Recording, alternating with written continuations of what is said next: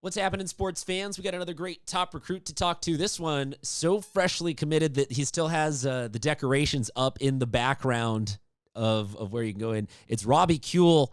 He's going to be playing lacrosse at Oglethorpe University. Congratulations, my man. What made you finally choose this decision? I just want to say thank you for having me first. And really, it came down to two schools that I really was thinking about playing for. And it was either Oglethorpe or Illinois Institute of Technology. Oglethorpe contacted me first, and I felt stronger about that, especially because Illinois' their team, it was like their startup season. So I had the choice of like joining a team that already has some solid roots in place, or kind of being like that first wave, like the brand new generation to start something at that school. And I thought about it, and that's kind of what happened at my high school. Since we're a really newer team, like I was kind of like that first wave, really like the start of the lacrosse team. They had like 1 or 2 seasons before I got there. But yeah, I chose Oglethorpe kind of after I saw it.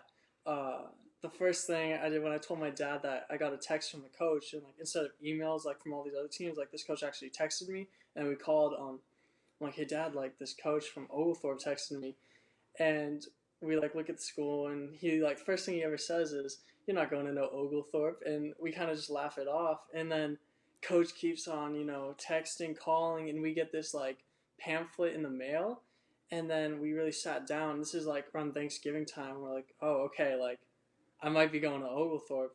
Because we'd never heard of it at first, but then we did more research, and it really looked like the place to be. So they flew me out February, and from that point I knew like I wanted to be here. Okay, so Oglethorpe, not necessarily a household name, if you will. No offense meant to it, but it's not something that you know of just instinctively growing up. So what resources did you use that you would recommend to people out there that if they are trying to find a way to continue playing at the Division II or like yourself, the Division III level, how do you even find these schools in the first place? So I actually was super late to the process, but I decided one day I'm just gonna throw out my stats and my highlights on NCSA, the Next College Student Athlete app. So recruiting app, I'm sure people are familiar with that. And I was lucky enough I got bombarded with like 10 so emails from different schools, and then like I said, Oglethorpe texted me, and so did Illinois Institute of Technology. And at first, I was kind of just like doing it like, let's see what happens, and then like things got serious, and they offered to fly me out after seeing my stats and talking to me. So yeah, I got started through NCSA. So is that your first time heading to the South? Because you're in Georgia, correct? No, well, that's where the school. Yeah, that's where. Yes, yeah, that's what you will be in Georgia. Yeah. So first time in the South for you? Yeah, I have like the farthest east I've gone. I guess I've gone east. Family in Boston and Chicago, but never the South. Yeah, it was like super crazy. So are you ready to trade in Mexican food for grits, for barbecue, for waffles and chicken? Like, are you ready for the change in culture? Are you going to miss Mexican food? Like, are you ready to change things up for the next couple of years?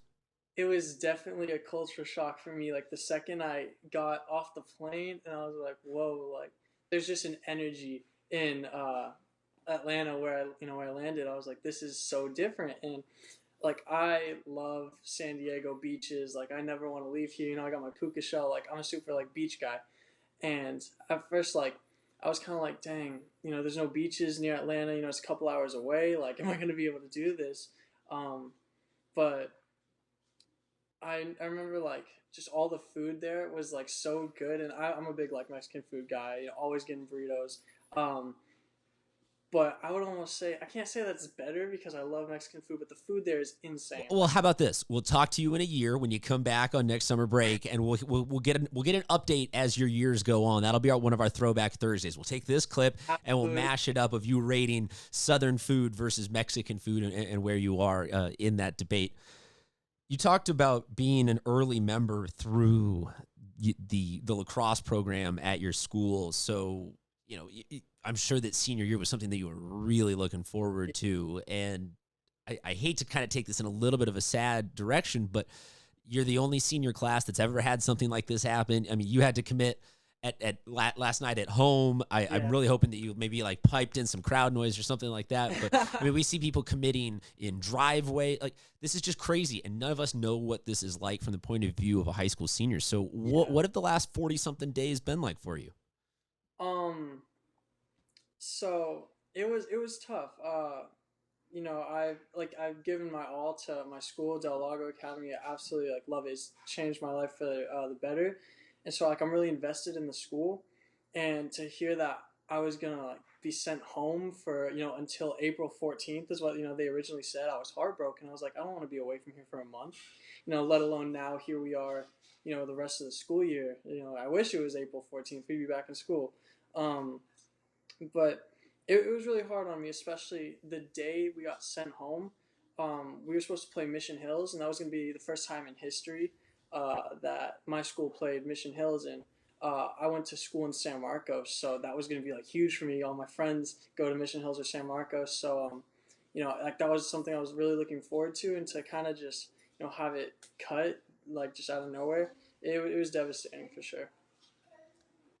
You did get a senior season at least of basketball, and you're a multi-sport athlete. We try to talk to as many we try to talk to as many athletes as we can. I don't know really where I was going with that, but we try to talk to as many multi-sport athletes about being a multi-sport athlete, because it seems to kind of start to divide a little bit in high school. Some coaches and teams try to say, hey, just focus on this one. Others say, hey, play as many as you can. It makes you a better basketball player. It makes you a better lacrosse player. So, I mean, we've seen you make some decent threes. Do you feel like your handles on the basketball court somehow train? Like, talk to us just in general about your experience as a multi-sport athlete.